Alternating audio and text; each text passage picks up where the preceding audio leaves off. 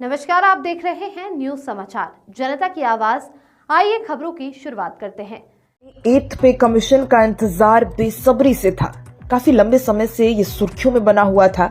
PM Modi ने केंद्र सरकार के कर्मचारियों के लिए 8वें वेतन आयोग के गठन को अब मंजूरी दे दी है।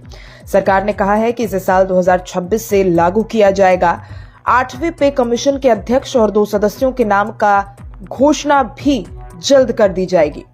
आपको बता दें, इससे पहले 7वां पे कमीशन साल 2016 में गठित हुआ था।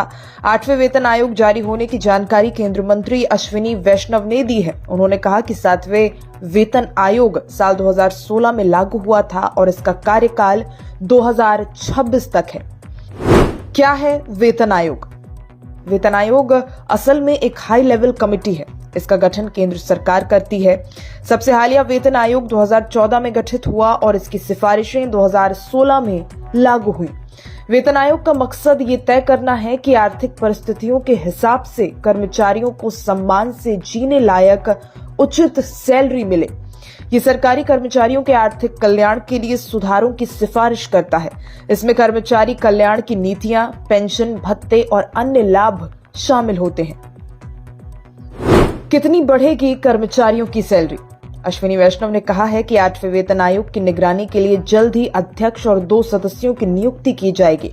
8वें वेतन आयोग के आने से सैलरी पर क्या फर्क पड़ेगा, आइए जानते हैं। सैलरी कैलकुलेशन के लिए फिटमेंट फैक्टर एक इम्पोर्टेंट भूमिका निभाता है। इससे तय होता है कि वेतन और पेंशन में कितनी बढ़ोतरी होगी।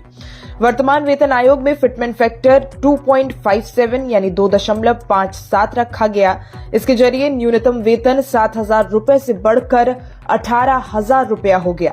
8वें वेतन आयोग के लिए 2.86 यानी 2.86 फिटमेंट फैक्टर की मांग हो रही है। इसके मुताबिक न्यूनतम वेतन 18,000 रुपए से बढ़कर 51,480 रुपए हो सकता है। तो वहीं न्यूनतम पेंशन 9,000 रुपए से बढ़कर 25,740 रुपए तक बढ़ सकती है। प्रमोशन होने और सैलरी बढ़ने पर पेंशन भी बढ़ सकती है।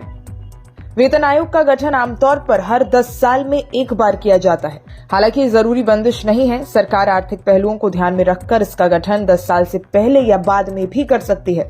वेतन का गठन जरूरत के मुताबिक किसी भी प्रकार के कार्यकाल में किया जा सकता है।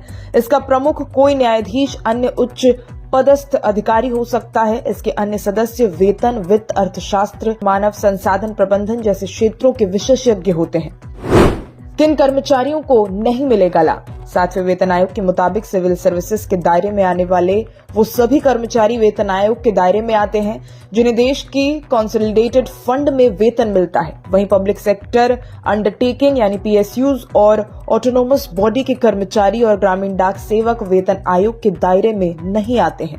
कुछ विशेष कर्मचारी जैसे कि हाई कोर्ट और सुप्रीम कोर्ट के जज भी वेतन आयोग के दायरे से बाहर हैं।